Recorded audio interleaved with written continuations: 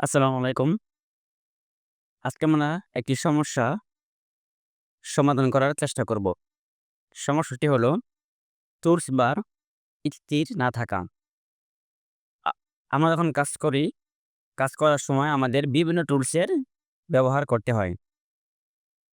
Tools ব্যবহার করার পর আমি যতবার পেজের মধ্যে ক্লিক করব, ঠিক ততবার আমার টুলস বারটি কিন্তু হাইড অবস্থায় চলে যাচ্ছে। যার ফলে আমার কাজের প্রতি বিরক্তি আসবে এবং কাজ করতে অনেকটা সময় লেগে যাবে। তো আজকে আমরা শিখব এই টুলস বারটি আমরা কিভাবে এক জায়গায় স্থির করে রাখতে পারি। যেন প্রতিবার এই টুলস বারটি আমার হাইড হয়ে না যায়। তো সেজন্য আমাকে কি করতে হবে? আমাকে চলে যেতে হবে উপরে যে আইকন দেখতে পাচ্ছেন customise quick access toolbar. Customise quick access toolbar এই আইকনটিকে আমরা ক্লিক করে দিলাম। তারপর সবার নিচে দেখতে পাচ্ছেন মিনিমাইজ দ্য রিবন।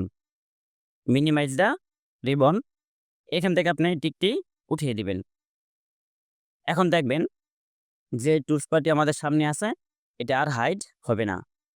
আমি ইনসার্টে চলে গেলাম, পেজের মধ্যে ক্লিক করলাম, পেজ লেআউটে চলে গেলাম, আবার পেজের মধ্যে ক্লিক করলাম।